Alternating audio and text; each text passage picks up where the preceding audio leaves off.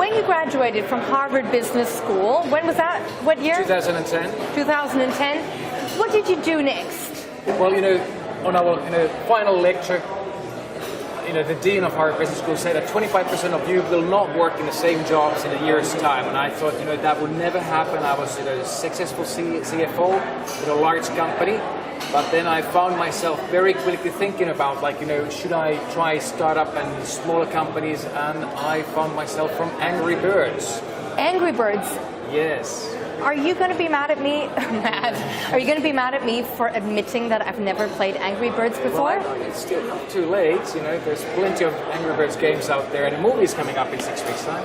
Okay. Have you been part of that in any way? Yeah, definitely. We built the brand, in a very, very short period of time. It was the world's fastest growing consumer franchise since the beginning of mankind. Amazing. Now, what brings you to Dubai? Well, I've been here on and off since 2004, about 6 years altogether. Mainly work. Mainly, it's a really central hub for Middle Eastern and Africa, and even part of the Asian economy. So it's a good place to be. You're the CFO of Integral. What does Integral do?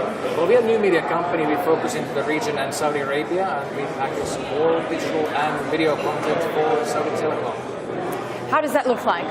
Well, it is 240 TV channels, TV everywhere, really good, strong, world-class product propositions. You work with the KHDA here in Dubai, and you have a Saturday club for children. Can I send my daughter? But she's only 2.5. You gotta wait for 10 more years. It's for children for 13 to 16 years old age. We talk about 5 different things. It's really important for making sure that children have a module of well-being, good self-esteem, good critical thinking, and believing on their own skill sets. Then we overlay that with a design and creativity, give them tools for technology, and finally season that with entrepreneurship. How does that look like? I mean, if I was one of the children attending that Saturday club, what would I do to become an entrepreneur? Well, it is a participative method of teaching, so it is everything that you really don't necessarily get in the classroom. So it's not about teacher to a student talking, but it's actually a peer-to-peer where we are accessing actually to the world of youth, and then using that access to make sure that the learning happens in 120 minutes, no matter if it's about business canvas, if it's about brand new technologies, if it's about design and creativity or creative thinking, and make children to do a lot of group work. The learning result is the end. Good on you for doing that on your day off Saturday, which I hope it's your day off. That's exactly what it is. That's amazing. You are a person who has lived in all places of the world. You've seen many different countries. You told me you went backpacking through the United States and everything. What have you learned from that, living in different parts of the world? And obviously Dubai is a melting pot where so many different cultures come together. Well, I would say that continuous learning is one of the key things that I've been able to pick up. Keeping your mind open, meeting new people, making sure that you listen more than you talk. I think is a good way of absorbing from the others, and then have also critical thinking. Is entrepreneurship in this part of the world more difficult than your home country, Finland, for instance, my home country, Germany, maybe? I would say easier. Easier, why? Because people are more entrepreneurial by nature, so that easily connects people to do business transactions rather than just socializing or looking for somebody to help you to create a business or looking for a job.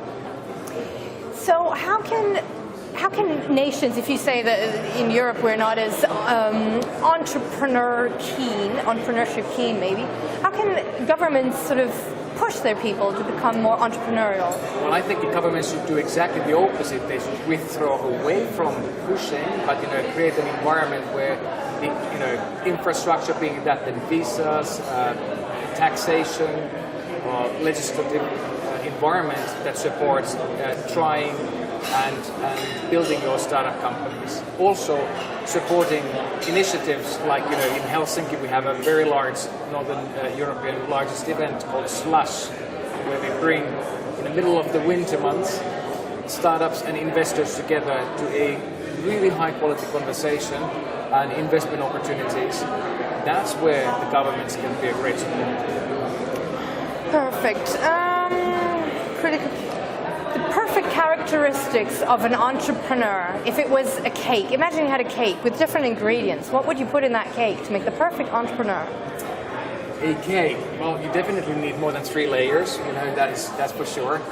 You need a little bit, definitely you need to be able to try really hard. Your success is a result of many different call them failures or corrective actions.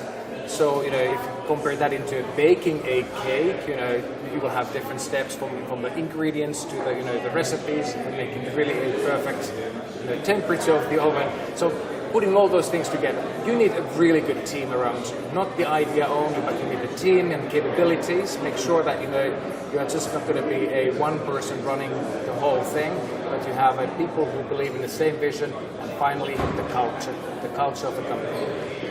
What do you think of when people tell you that they hire people that are smarter than them? Is that something you do? Definitely. I mean, you shouldn't be looking into being the smartest person in the room. But if you talk about leadership starts from making sure that each one of the team members, no matter if it's higher up in hierarchy or reporting line to you, are busy with the right things. I want to know about failure. You're obviously very successful, but is there a flip side? Have you failed? If I go back into building the brand of Angry Birds, so what you can read out of that, there was 9 out of 10 things that you don't see. So definitely you need to try many times before you find that success. And once you do, hopefully you can repeat that. So I wouldn't be too worried about failure as such. It's not something that you should embrace, but it's something that you should be learning from a lot to make sure that you can perfect the right answer. So it's your trampoline in life. That's a good way to put it. Wonderful. Thank you so much. And that was Henry Holm, the CFO of Integral. Thank you so much for joining me today. Thanks.